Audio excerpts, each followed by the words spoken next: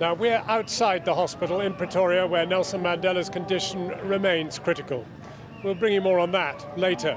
But the focus in Africa tonight is at the northern end of this continent, in Egypt, where hundreds of thousands of people have poured out onto the streets across the country, demanding that President Mursi step down. Let's go live now to our Foreign Affairs correspondent, Jonathan Rugman, who's at the biggest protest in Cairo. Jonathan. John, Tahrir Square behind me is packed. The scenes here are quite extraordinary. Not only is the square packed, but the Kasranil Bridge, which leads to Tahrir Square, is also packed with hundreds of thousands of people, possibly more than that. The atmosphere is festive, but the demand is very much the same demand we heard 2 years ago when President Mubarak was ousted. The people demand the downfall of the regime. That is what people are chanting here. The risk is that this festive atmosphere turns into violence. But what is very clear tonight is that the Arab revolution in Egypt is very much back on. In the cradle of Egypt's revolution, a vast crowd is intent on ousting another leader, baking in the heat of an Arab summer here, but hoping for another Arab spring. 2.5 years ago, they lynched an effigy of President Mubarak here in Tahrir Square.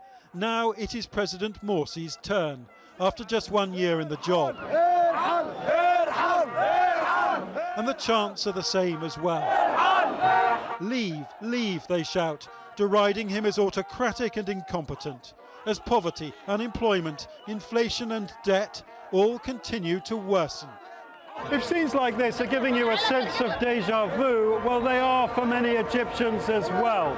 Many of these protesters say they will not leave until President Morsi falls, in what is shaping up as a battle of wills between Egypt's first democratically elected president and those who say he's failed. And nobody knows where this standoff is heading. Can you tell me what this badge says? This badge says that Mr. President Morsi should leave, and he must not continue his term because injustice and repression for the Egyptian people. So we want him to do presidential election, early presidential election.